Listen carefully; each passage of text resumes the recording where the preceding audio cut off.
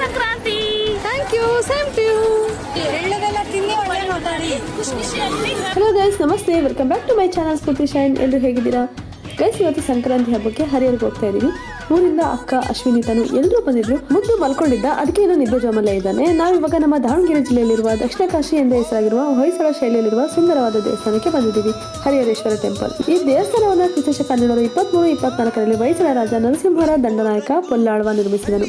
ದೇವಾಲಯದ ಗೋಡೆಗಳು, ಸ್ತಂಭಗಳು ನುಡುಪಾದ ಕಪ್ಪು ಕಲ್ಲಿನಿಂದ ಕೆತ್ತಲಾಗಿದೆ. ಇನ್ನು ದೇವರ ಮೂರ್ತಿ ಅರ್ಧ ವಿಷ್ಣು ಅರ್ಧ ಶಿವ, ಇಬ್ಬರು ಒಂದೇ ಎಂಬ ಅರ್ಥವನ್ನು ಕೊಡುತ್ತೆ. ಬನ್ನಿ ದೇವರ ದರ್ಶನ ಮಾಡ್ಕೊಂಬರೋಣ.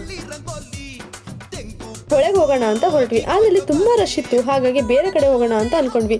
ರವಿ ಕವಲತ್ತಿಗೆ ಹೋಗೋಣ, ಅಲ್ಲಿ ತುಂಬಾ ಚೆನ್ನಾಗಿದೆ ಅಂತ ಹೇಳಿದ್ರು. ಸರಿ ಅಂತೇಳಿ ಕವಲತ್ತು ಮಾರ್ಗದ ದುರ್ಗಮ್ಮ ಟೆಂಪಲ್ಗೆ ಬಂದಿದ್ದೀವಿ. ಇಲ್ಲಿ ತುಂಬಾ ಚೆನ್ನಾಗಿತ್ತು, ಪೀಸ್ಫುಲ್ ಆಗಿ. ಬೇರೆ ಜನರೆಲ್ಲ ಬಂದಿದ್ರು, ಆದ್ರೆ ಕ್ರೌಡ್ ಅಷ್ಟಿರ್ಲಿಲ್ಲ.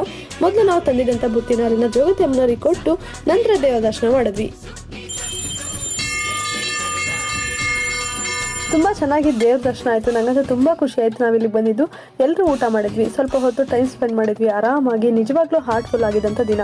ಈ ರೀತಿ ಇತ್ತು ನಮ್ಮ ಸಂಕ್ರಾಂತಿ. ನೀವು ಸಂಕ್ರಾಂತಿಗೆ ಎಲ್ಲಿ ಹೋಗಿದ್ರಿ? ನಿಮ್ಮ ದಿನ ಹೇಗಿತ್ತು? ಕಮೆಂಟಲ್ಲಿ ತಿಳಿಸಿ ಗೈಸ್. ಇಷ್ಟ ಆಯ್ತಲ್ವಾ? ಹಾಗಾದರೆ ಇದೇ ಥರ ವಿಡಿಯೋಸ್ಗಾಗಿ ನಮ್ಮ ಪೇಜ್ನ ಫಾಲೋ ಆಗೋದು ಮಾತ್ರ ಮರಿಬೇಡಿ. Thank you.